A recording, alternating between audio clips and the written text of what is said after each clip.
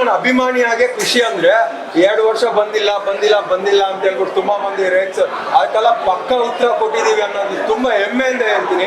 ಖುಷಿಯಾಗಿದ್ದೇನೆಂದ್ರೆ ಇವತ್ತಿನ ಕಾಲಘಟ್ಟ PAN India ಅಂತ ತಕ್ಷಣ ಎಷ್ಟೋ ಕೋಟಿ 1000 ಕೋಟಿ ಆಯ್ತು. ಆಮೇಲೆ ಒಂದು ಟಿಕೆಟ್ಗೆ 1000-2000 ಕೊಟ್ಬಿಟ್ಟು 10 ದಿನದಲ್ಲಿ 1000 ಕೋಟಿ. ಅದು ಬೇಡ. ನಮ್ಮ ಫಿಲಮ್ ಹೆಂಗಿದೆ ಅಂತಂದ್ರೆ ನಮ್ ಬೇರೆ ಏನು ಹೇಳಲ್ಲ. ನಮ್ ಖುಷಿಯಾಗ ನಾವು ವೀರ ಮದಕರಿ ಅಂತ ಸಿನಿಮಾ ಬಂದಿತ್ತು ನಾವು ಕಾಲೇಜ್ ಟೈಮಲ್ಲಿ, ಅದನ್ನೆಲ್ಲ ಮರುಕಳಿಸ್ದಂಗಿದೆ.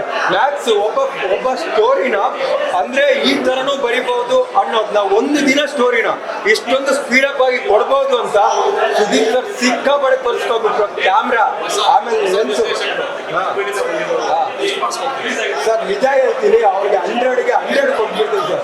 ಏನಕ್ಕಂತಂದ್ರೆ ನನಗೆ ತುಂಬಾ ಡೌಟ್ ಇದ್ದಿದ್ದು ಅದಕ್ಕೋಸ್ಕರ. ಕನ್ನಡದವರಲ್ಲ ಫಸ್ಟ್ ಆಫ್ ಆಲ್ ಹೆಂಗ್ ತೆಗ್ದಿರ್ತಾರೋ ಸುದೀಪ್ ಸರ್ದು ಅವ್ರಿಗೆ ಏನ್ ಗೊತ್ತಿದೆಯೋ ಹೆಂಗ್ ಮಾಡಿರ್ಬೋದು ತುಂಬಾ ಡೌಟ್ ಇತ್ತು.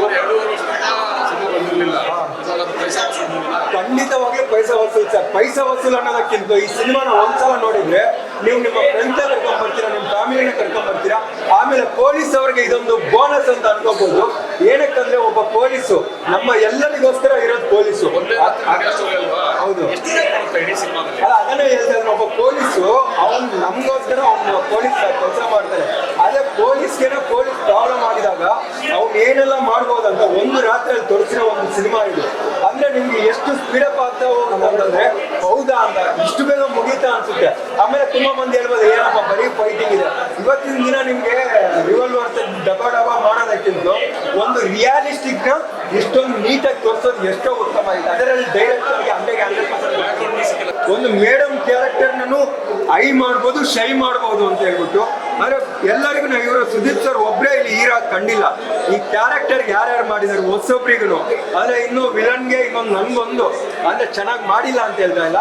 ಇನ್ನೂ ಒಂದು ಸ್ವಲ್ಪ ಇವತ್ತಿನ ಒಂದು ಜನರೇಷನ್ಗೆ ಒಳ್ಳೆ ಇನ್ನೊಂದು ಹೆಸರಿರುವ ಒಂದು ವಿಲನ್ ಖಂಡಿತ ಮ್ಯಾಕ್ಸ್ ನೋಡಿದೀರಾ? 2 ಸಿನಿಮಾ ನೋಡಿ ಯಾವ್ದು ಬೆಸ್ಟ್ ಆಗುತ್ತೆ ನಿಮಗೆ ಸರ್? UAE ಅನ್ನೋದು ಒಂದು ನಮ್ಮ ಕಲಿಕೆಯ ಒಂದು ಬುಕ್ ಸರ್.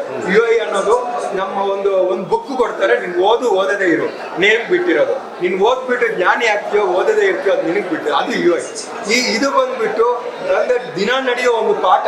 ಇದ್ರಲ್ಲಿ ನೀನು ಏನ್ ತಗೋತೀಯ ಏನ್ ತಗೊಳಲ್ಲ, ಎರಡೂ ಬೇರೆ ಬೇರೆ ಸರ್. ಆದ್ರೆ 2 ಕನ್ನಡ ಸಿನಿಮಾ 2 ವಿನ್ ಆಗ್ಬೇಕು.